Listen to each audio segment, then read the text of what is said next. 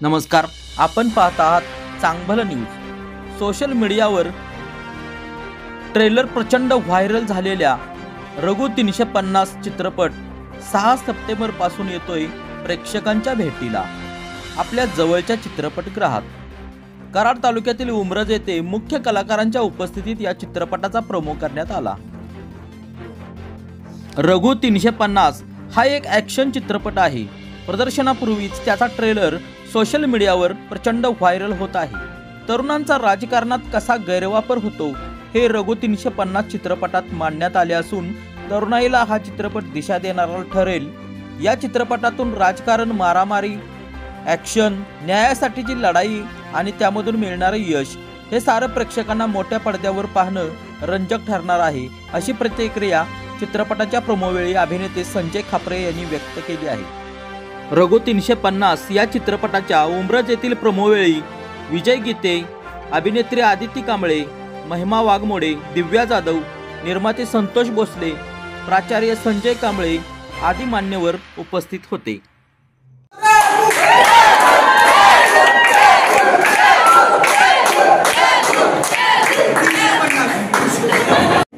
या पिक्चरचा सुरुवात जी आहे महाराष्ट्रामध्ये, ते सर्वच पिक्चर मध्ये 6 सप्टेंबर पासून हा पिक्चर रिलीज होतोय।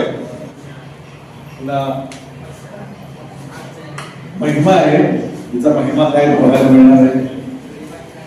आणि ही आपली नवीन लातूरची अभिनेत्री, वेगवेगळ्या ठिकाणावर आलेले सगळे कलाकार आहेत। ही आपली सांगलीचीच आहे, ही अभिनेत्री आदिती पुण्याची आहे आणि ही आपल्या लातूरची आहे। त्यामुळे महाराष्ट्रातून एक तरुणींचं, एक चांगल्या हिरोईन्सचं, चांगल्या अभिनेत्रींचा हा सिनेमा एकत्रित येऊन केलेला आहे।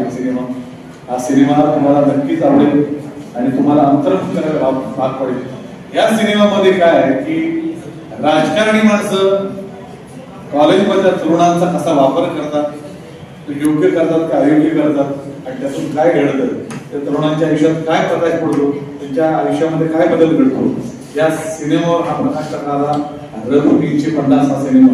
आणि 350 का आहे यासाठी जरी रघु हा शब्द तुम्हाला कॉमन असेल, पण 350 हे स्पेशल काय यासाठी तुम्हाला हा सिनेमागृहात जाऊन तुम्हाला बघायला हवा।